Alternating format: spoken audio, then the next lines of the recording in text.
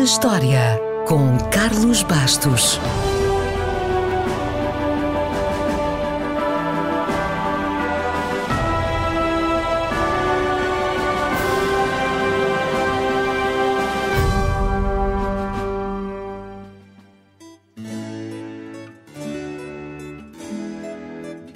Para contar a história de hoje, temos de começar pela história de Luís, o 14º a reinar com esse nome em França, que teve o cognome de O Grande. Mas grande não era um título suficientemente grande para Luís XIV, que quis ainda ficar conhecido como o Rei Sol. Se considerarmos que herdou o trono aos 5 anos, o seu reinado de 72 anos era o mais longo de toda a história da Europa. Se considerarmos que só começou efetivamente a governar aos 23, depois da morte do seu principal ministro, aí perde, por exemplo, para Isabel II, que já leva mais anos de reinado. Já agora, o seu principal ministro e conselheiro era um cardeal muito influente na altura, mas não era esse cardeal que está a pensar. Este chamava-se Giulio Mazzarino.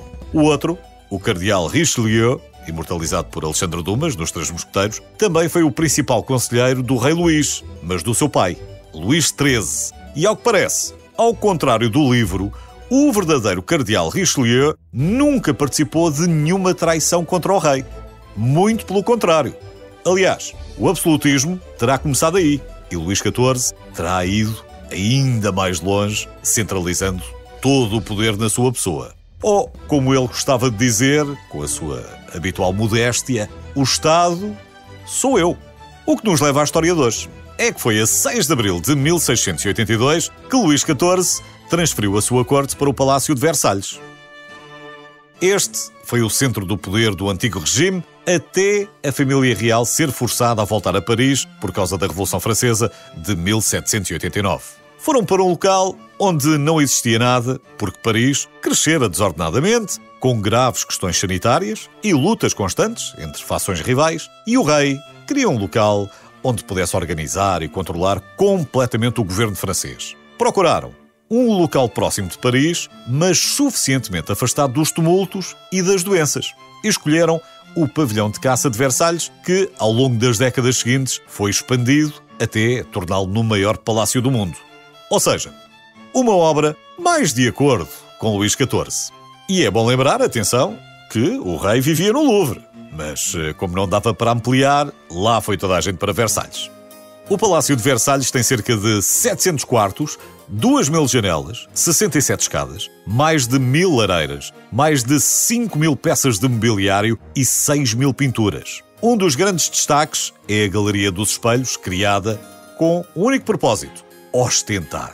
Tem 357 espelhos e cada um deles custava uma fortuna na altura. Era mesmo tudo à grande e à francesa. Os números são incríveis e não há tempo para todos. Fico só com a ideia de que os jardins do palácio cobrem mais de 30.000 hectares, tinham 400 esculturas e 1.400 fontes. Um problema, porque o palácio não estava localizado perto de um rio.